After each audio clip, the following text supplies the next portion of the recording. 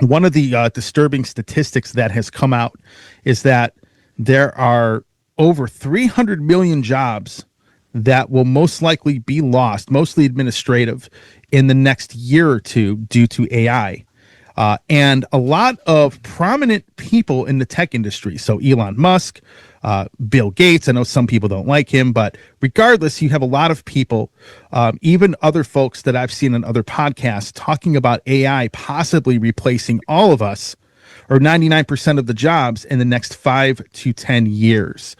And that is the timeline that a lot of these guys say that it could happen. So, Christian, I want you to talk about this because, we'll start it off by what you see and what you have seen with artificial intelligence. And we'll start going through certain aspects of this. But I really want you to break down what has been going on, because we've talked about this on 2 previous shows. In the last couple of years, a lot has changed. And really give us a perspective, because you do work with this on a daily basis. Again, you do a lot of cybersecurity. You're a network systems analyst. You basically live and breathe computers. And tell us what's going on. What's going on is the AI apocalypse is coming. It depends. There's a lot of different opinions from a lot of different people on what's going to happen. And I think that even, I don't sit at the top or even near the middle of that food chain. I'm just telling you what it looks like on the ground from my perspective. Mm-hmm. I can tell you that I've been thinking a lot about a couple of things that have me very concerned. One of those is that since the dawn of time, humanity has been at the top of the food chain. Humanity has always traded either knowledge and labor for food, shelter, and clothing, or a combination of knowledge and labor. And what's happening now, we basically we're close to AI general intelligence, which essentially means that currently AI is about as smart as the totality of mankind's cumulative intelligence, and beginning to push a little bit past that because it can look at larger data sets than any actually groups of people could possibly ever analyze at once. Let me cite one statistic. As of the end of last year, AI had acquired all of the knowledge that humanity had acquired over the course of a few thousand years. So I want to basically put that out there. Anyway, continue. So then you take this intelligence and you put it into mobile form. You put it into robots that can lift, can clean, can turn a wrench, can fix an engine. Then we actually have been supplanted. And now humanity becomes second on that food chain. When we reach AI superintelligence, which is essentially, and I'm trying to make sure I simplify this stuff. Superintelligence would be where it not only can learn for itself, but it begins to think for itself, create its own language, its own way of communicating, its own way of thinking, and also create better AI than humanity did to begin with. Put that into a mobile system, a robot that can lift and turn wrenches and everything else. And now we are third on the evolutionary food chain. To me, that's got me more concerned than pretty much anything else, because for a number of reasons. Of course, you see, I wish I could, I took some notes, and I, of course, can't find them because AI keeps all my notes for me. So my notebook's on the floor here somewhere. Mm-hmm. I was watching one of the godfathers of AI talk about something along these lines, saying that his biggest concern is not necessarily malevolence from a superintelligence, but the disregard of humanity in that space where it realizes it's at the top of the food chain. And then, of course, Elon Musk was saying one of the possibilities in terms of where this can go regarding humanity is that it could actually be humanity's greatest guide for our own growth and our, in a very similar way that we might take care of animals, So these are the things that have me concerned. So in terms of the way we trade our labor and trade our knowledge for our food, shelter, and everything else that we need, where does that go? What are we going to be necessary for at some point or another, and how are we going to feed ourselves? Of course, people have popped up. Musk has talked about a universal basic income, which simply means to me, government begins printing useless money and then devalues it even more and more and more. We have hyperinflation, and that's really not going to go a long way towards solving this problem. I'm sure that I would guess that Nick has some thoughts on this, but what I see every day on the ground, that's my big concern. What I see every day on the ground is vast benefits to small businesses. Number of years ago, I decided that I wanted to work with the local business folks. My dad is a small businessman. His dad was. I like feeling like I'm doing something to serve my community, and so what AI can do for the small dentist office that misses 20 potential phone calls a week from potential new patients.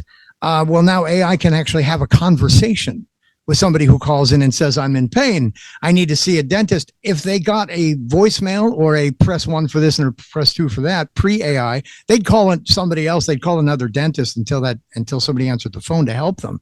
AI can now actually schedule that appointment, send them a text message as a reminder, check and make sure that their insurance works with the dental office.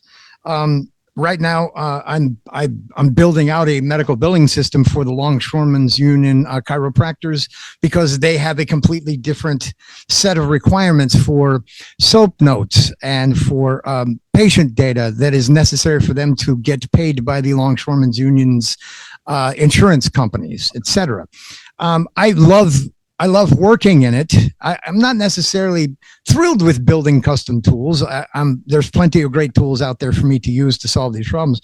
But the way I see it, having been a network engineer that designs business systems for the last 25 years, is that now the smaller businesses have the least expensive I've ever seen superpower to be able to compete with bigger businesses in terms of how they acquire, curate, and nurture new and existing clients. So it's also, as far as music goes, I've been on your show twice now to talk about, because this is very controversial. Music and art gets people's blood up when they talk about AI. The first year I said to you, this was 2 years back now, probably to almost to the month. It is.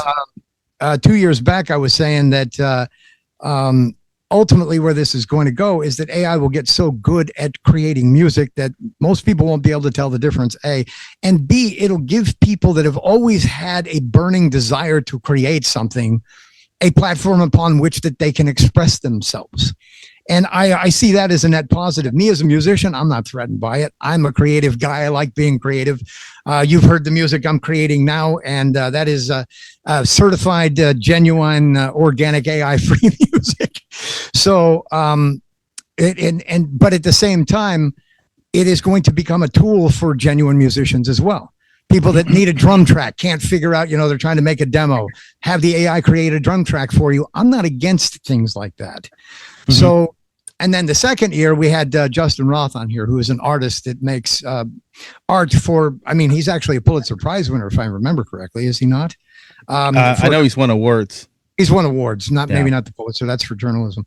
He's won awards. He's made records for record album covers and art for super high profile bands. Very successful in the space, and he is very angry at the encroachment of AI into the art space. Mm-hmm. Again, I think that people are going to respond well to AI created art as well as art that's created organically by people.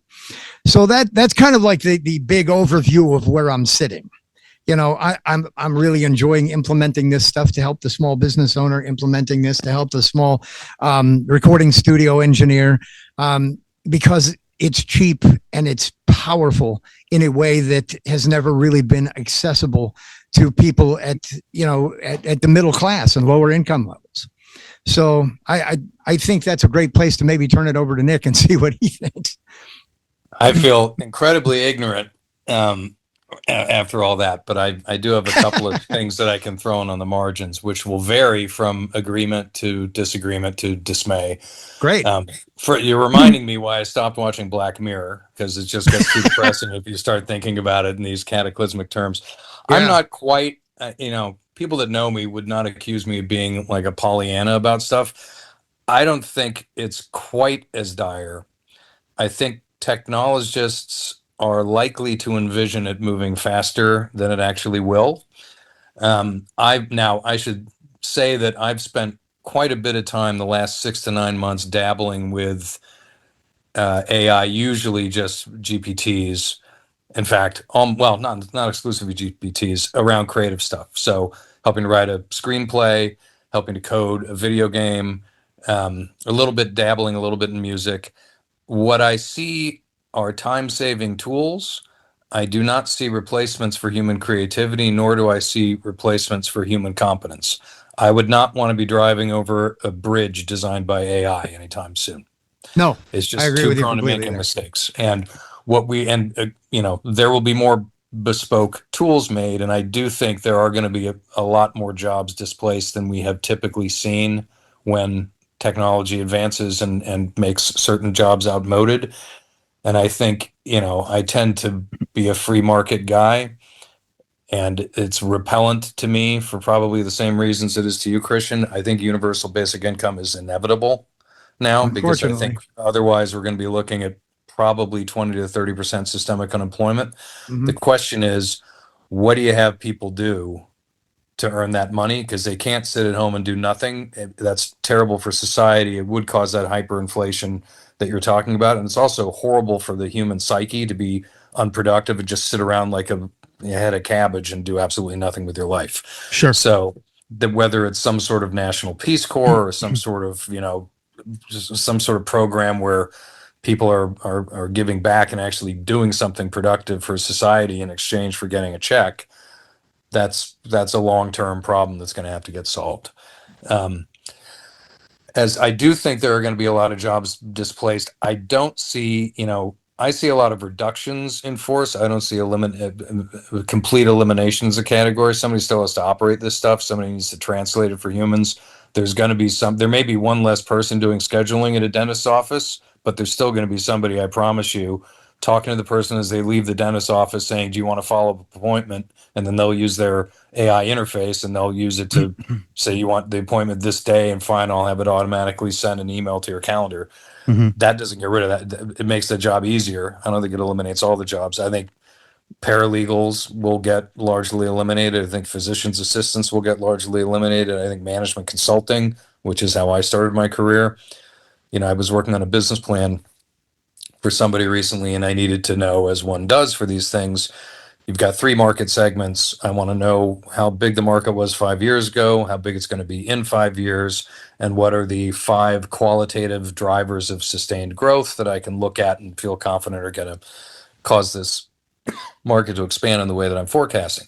And 3 years ago, that would have taken an MBA and 2 smart college grads the better part of a week to do. I got it out of ChatGPT in 8 minutes. So that doesn't eliminate the incoming class at McKinsey, but it probably will get to a point within 5 years where it's 75% reduction in size. You still need partners at these firms because clients want to talk to human beings. And because, again, AI left to its own device right now wouldn't be able to generate that the way it needs to be formatted and the way it needs to be characterized, and couldn't tell good data from bad data when I dug into it. But somebody directing it gets to an answer much quicker. So I tend to look at it as tools that, if harnessed, are not going to be the death of us, but will lead to some new job creation and a lot of people that are displaced. I think if it's not harnessed, and I think we have to worry, let's be candid, and we have to worry about an actor like China who doesn't run with scissors as well as others do. We can do, whether it's climate or whether it's taking care of germs in a lab or whether it's AI, we can put all the safeguards in place and do things responsibly here. But it's the weakest link in the chain of who's futzing around with this stuff. So I do think there are legitimate concerns there that it could get out of hand. But right now, I can't even get ChatGPT to give me brutal criticism about a creative project because it wants to be too nice. So I'm not worried about it using. I can help you with that. Yeah, I know. I figured out how to get it to be mean, but it takes work. So I think there are ways to, hopefully there are people that are being responsible with it. That's, people are responsible with nuclear weapons, though. So it can happen, I suppose. I guess the last thing I would say on the creativity front, again, good at certain things, not good. If, let's say, hypothetically, I wanted to give it a snippet of conceivable redemption song in 7/4, and another figure that's in 5/4, and another figure that's in 9/8 with a couple of bars of 2/4 thrown in. And I would say I would like to create a polyrhythmic introduction for a song using these three things. It wouldn't even begin to know what to do. What you can do today is say, I want a song that sounds like a really bad sort of modern rock version of a Limp Bizkit song, and it'll give you a 2-minute and 30-second song, lickety split. But that's mostly good. If it's something that's really simple, it could come up with something like that. But even then, if you consider that right now, when we say it's amassed all of humankind's knowledge, it's amassed large learning models and a bunch of text and stuff that it doesn't necessarily contextualize and put together the way a human being would. So it's got a lot of facts out there, but it doesn't yet think like a human. It looks at a billion sentences and thinks to itself, what's the most likely word that I put after the words that I put down? And it will get better. But it also means when you're using it to generate creative content right now, if we look at the example of writing a screenplay, it could look at 500,000 screenplays that have been published and put up there by authors and a billion stories. And if I say I want this character to undergo X, Y, and Z, and in the next 10 next 10 scenes, he has to have this interaction, this interaction, this interaction, it'll come up with something. And eventually I'll work with it. And I probably spent 300 hours with it on this screenplay exercise. It hasn't been published yet. Eventually I'll publish it. That now goes out there. It was basically human written with the AI assistance. Somebody could write an AI screenplay. It would be crap and it'll go out there. But eventually that becomes part of the knowledge base that AI is now drawing upon. And what happens when 90% of the raw material that it looks at to help create new stuff is itself derivative AI-based crap? So you get into a death spiral if it's not curated and if there isn't enough human involvement to stir the pot and make sure that there's some decent creativity still going on.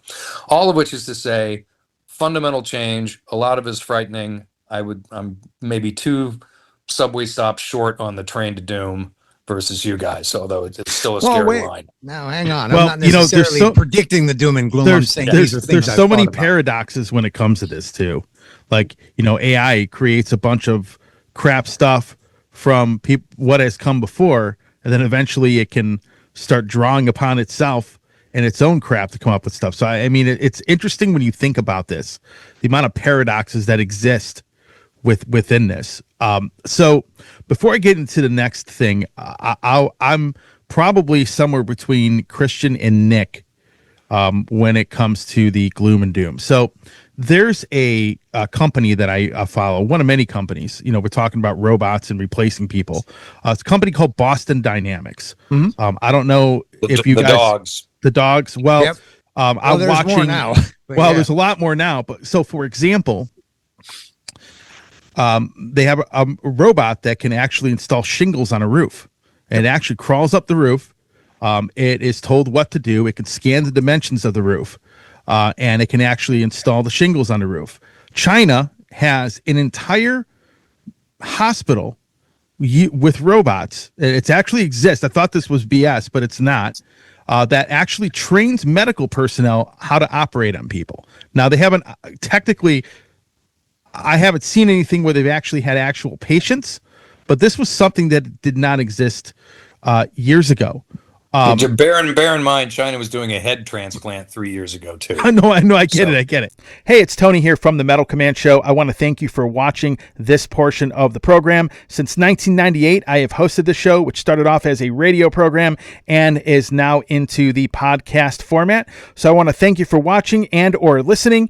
And if you want to support the program, hit the subscribe button, hit that little bell to be notified anytime I do post any content. A lot of you have been supporting the show and really, really helping this show grow, and I cannot do it without all of you. So with that said, thanks for watching. Stay metal.